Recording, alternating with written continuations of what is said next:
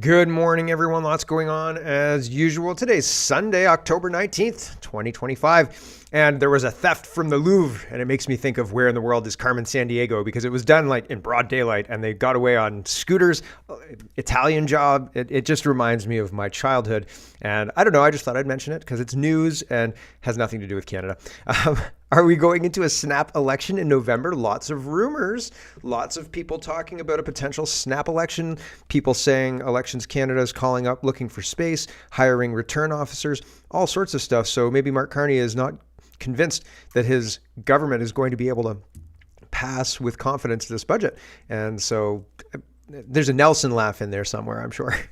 The ACCT, Senator Wu and Zexi Lee, Andy Lee is blowing the whistle on this, and she's saying that there's a whole lot of connections, and these connections are bubbling up, and so we'll talk about them. Nobody will do anything about them, but we'll know about them. So that's good, right? It's something. Legal nullifications of land ownership in Richmond, BC. And what does that mean for land ownership and property rights more broadly in Canada? Well, it means we don't have property rights in Canada, I guess.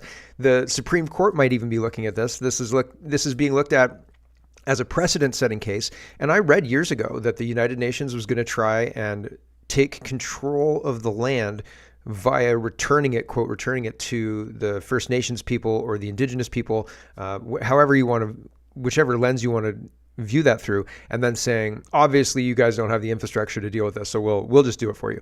And the place that I read was going to do it first was Australia, but it looks like they said, F it, let's just do Canada first. And so I think I can't believe that conspiracy took so long to come true, but here we are. So there's lots to get to. Let's get to it. First, Steve says City of Richmond is telling some homeowners that their property rights are in jeopardy following a Cowichan First Nations land claim. The Supreme Court ruling has set a dangerous precedent. Not so good. So here's the letter that people are getting. It says, notice to registered owner. LOL, right? Please take note that the recent BC court decision of Kunichiwa Tribes versus Canada 25 BC SC 1490 made some very important decisions which could negatively affect the title to your property. A briefing paper prepared by the City of Richmond staff is attached for your reference. If you look at the draft map attached to the briefing, your property is located within the claim area outlined in green. For those whose property is in the area outlined in black, the court has declared Aboriginal title to your property, which may compromise the status and validity of your ownership. This was mandated without any prior notice to the landowners. The entire area outlined in green is claimed on appeal by the Kunichiwa or Cowichan. I'm getting it wrong. I'm sorry, Cowichan First Nations. Not intentional. I'm just terrible at reading names, apparently. Given the serious impact of this court decision and the pending appeal, the city is hosting an information session to be held on Tuesday, October 28th, 25 at 7 p.m. at Richmond City Hall. Well, thank goodness they're having an information session? Not nearly enough.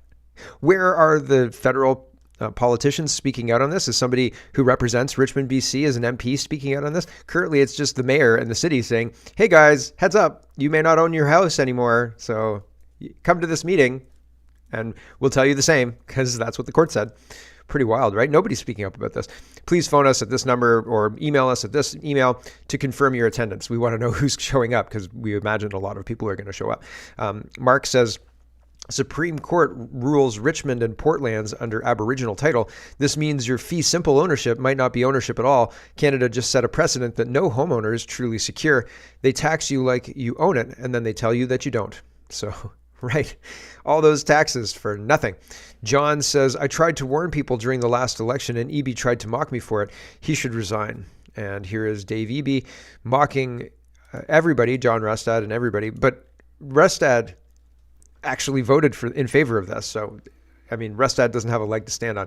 But here is Eby saying this is helping people. It's not hurting people. This work actually improves and increases prosperity for everyone. And John wants to say it wants to take something away from you. It wants to take your private property away from you. Nothing could be further from the truth. This work. And here we are. He's a liar. Because look where we are. They're trying to take private property from the citizens who own it by just saying this actually is First Nations land, not your land. So, he was wrong. right? John Rustad says, we live in unprecedented times. In Richmond, homeowners are being told their properties may be at risk following a decision granting control of land to an indigenous band. Property rights form one of the fundamental pillars of Western society. This decision cannot stand. Okay, but you voted for it, says Chris. BC Decepticons, right? They're not really conservative. And in 2019, says Chris, did Liberal BC John Rustad vote in favor of the IPA in BC? Yes, in 2019, John Rustad, then a BC Liberal MLA, voted in favor of the Declaration of the Rights of Indigenous People Act, DRIPA, or Bill 41. The bill passed unanimously in the BC Legislative Assembly on November 28, 2019, with all parties, including the BC Liberals, supporting it to align provincial laws with the United Nations Declaration on the Rights of Indigenous Peoples.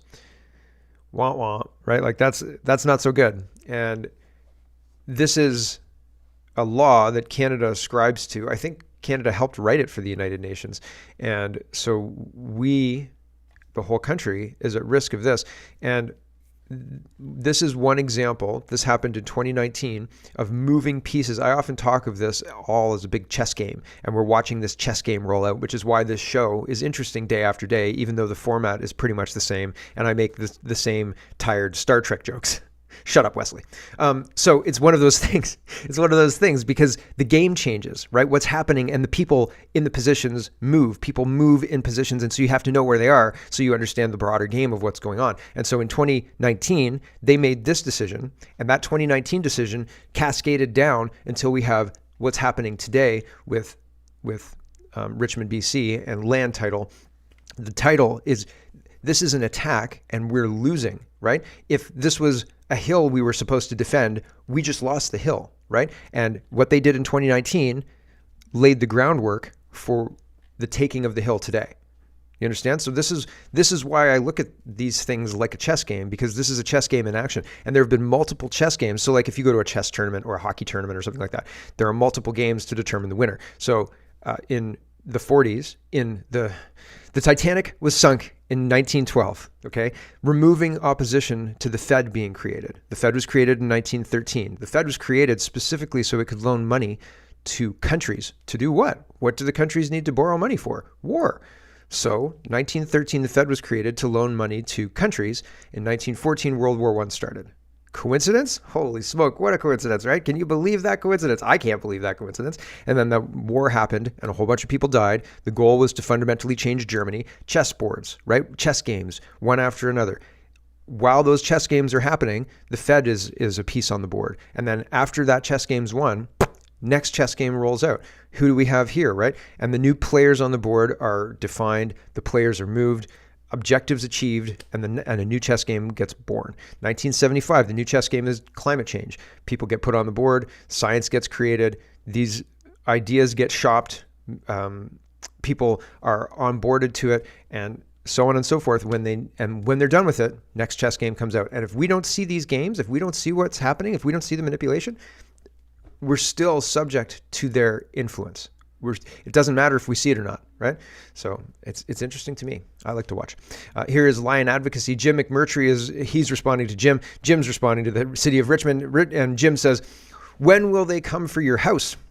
City of Richmond is telling homeowners that the status and validity of their home ownership, or of their ownership of the land, is in doubt because of a Vancouver Island band said that their great-grandparents once fished there.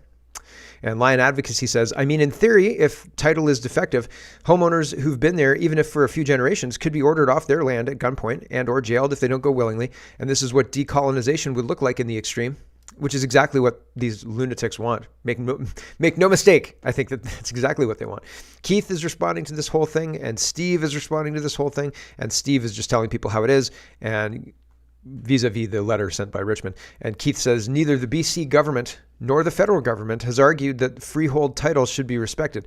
They virtue signaled instead. BC property owners now reap that result. So our government betrayed these people, and they're still silent. Has Pierre Poilievre spoken out about this? I don't have anything from him here talking about that. So I don't know. Haven't seen anything yet.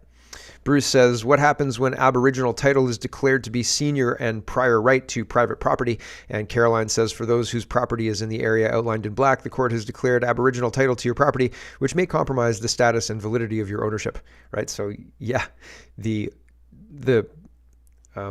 land you thought you owned, nope. I was gonna start the show with a land acknowledgement saying, I bought this house, I own this house, and I'm doing this show from this house that I own. Screw your Aboriginal title nonsense, because it's nonsense. It's an attack. And I decided, well, I forgot. I thought it was a good joke, and then I forgot. So there you go. Missed opportunities. Brittany says, I found a really good Hub article on the Cowichan case. I'm still getting it wrong, even though I think I got it right at the end of the first part. I'm still getting it wrong now. Apparently, this could also affect other parts of Canada if it goes to the Supreme Court. So, I don't want that to happen at all. The remanded says, I haven't gone through this in full, but I noticed it was granted to be heard by the Supreme Court. Snippets, issue 1, should this nation's application be denied for lack of standing, test for standing in Aboriginal rights and title cases, and then he's got standing there and good morning. And so they're discussing this. I don't think that we should have property rights decided in a court like this. This is a stacked game, a rigged game. The dice are loaded, right? Like this is not the way we should be doing this negotiation. And make no mistake, it's a negotiation. Greyman says this ends in 3 ways. 1, the BC government pays out every land title affected above market price and allows each title owner to move at their leisure in the next 100 years. So we will buy your land, and you can leave at some indeterminate date in the future, right? You've got a 100-year lease and here's your money. Pay them out. Maybe that's one way. Would you accept that? Would you take your money and run? I might run to another country if that was feasible. If they're gonna say nobody has property rights anymore, you'll own nothing and you'll be happy. Well, that's kind of what property taxes are, right? You can't own your house. You have to pay property taxes every year. And if you don't pay taxes, they take your house, right? So that's pretty wild. Canadian Greyman continues, 2, civil war breaks out between citizens, Indians, and government. Plausible. If nobody does anything and says, yeah, well, deal with it, guys. Suck it up. You can't sell your house now, right? And if you're in that affected area, you can't sell your house. It's worthless. I'm not going to buy that house, right? Oh yeah, it's got a swimming pool and stuff. Yeah. And like, can I lock the front door, or like, am I not allowed because somebody else owns the house and they want to come in and use the swimming pool, right? Like, it's worthless. 3, the ruling is overturned quickly and the legislation is solidified to protect and enshrine property rights for all Canadians. That would be the sane thing. That would be the thing that I would think Canada would have done in 2010. Like Harper would have said, you have to fix this and fix this now, for example, I think. Maybe he's less of a globalist than all the others, but maybe not too. So somebody somewhere in a saner time would have responded with number 3. But I think possibly one is a possibility, except that everybody's broke. We don't have any money. They'd print money, and the land would be much more valuable than the money. My gosh. So we're in a bad way in Canada, and everybody knows it, and it's getting worse. And I've got bad news. It's going to get worse before it gets better, because most people don't even see it yet. Most people are unbothered by all of this. They think this is the comeuppance for colonization and all that, which is insane. Because again, if you asked people in 1999, did Canadians colonize Canada and like in a terrible way, in a way that we should feel shame for, and hand our properties over to First Nations peoples? Most people would say no, right? Most learned people, most educated people, most professors in universities, most business people, they'd say, nope, stop talking crazy town. Like, no. And now all of a sudden that's the mainstream idea, but the majority of people don't think that still. I believe that the majority of people don't think that. I think that it's pushed on us by a loud group, and I think that loud group is less than 20%. I think it might even be less than 10%, but they own the media and they own enough money to put into, like this No Kings protest yesterday. It was bullshit. It ended at 1:00. Everybody just dispersed at 1:00. They ran out of money. Like it looks fake and it looks manufactured in order to shut up the majority of people who would say the same thing to do here is restore land property rights and stop this insane legal nonsense, and maybe abolish the United Nations, right? Like a sane person would say, where's the real root of the problem here, and follow it all the way up and then stop that thing. Right? And then all the rest of the problems disappear. Psh, gone. We'll make sure everybody understands property rights as they apply now. And you don't get to retroactively declare you own land that you don't own now. Sorry, if you want to buy that land, there's a pathway to buy that land. You can buy that land if you want to, but we're not just going to give it to you over people who've bought the land now. That's that. So sanity, I don't know. Is that sanity? Is that crazy? I think that that's probably a pretty sane way to approach things, but we're not going to do that, I don't think. Wide Awake Media, let's move on to talk about digital IDs before we get into our grab bag of governance. Wide Awake Media is sharing this. Did you know the EU plans to launch its digital currency, the digital euro, in October 2025? And so this isn't van der Leyen, this is the central bank, the European central bank person, and her and van der Leyen look the same and they sound the same, and they could be sisters. Are they sisters? Here is the conversation about the digital currency. This girl is pretty funny. I don't know who she is. I think she's a TikToker. She's got a TikTok thing here. Here we go.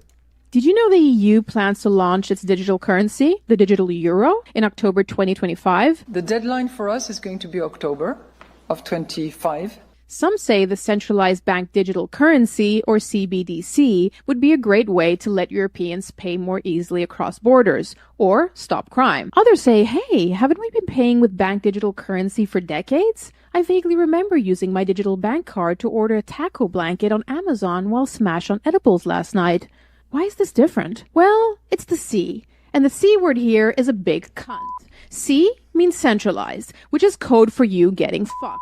The power will be with the European Central Bank. They are not elected by anyone, and they have as much control over your wallet as your average Berlin dominatrix has over most of her clients' testicles. Many believe this will give those in control the power to make people do less harmful things, like eating meat, buying petrol, or not complying with the government, or bypass local banks and pave the way for one large powerful bank, or make privacy go bye-bye by making it possible to monitor everything you do, and perhaps connect it to a social credit system. But don't worry, this paper by the European Central Bank says it's possible we can have some degree of privacy for lower value transactions.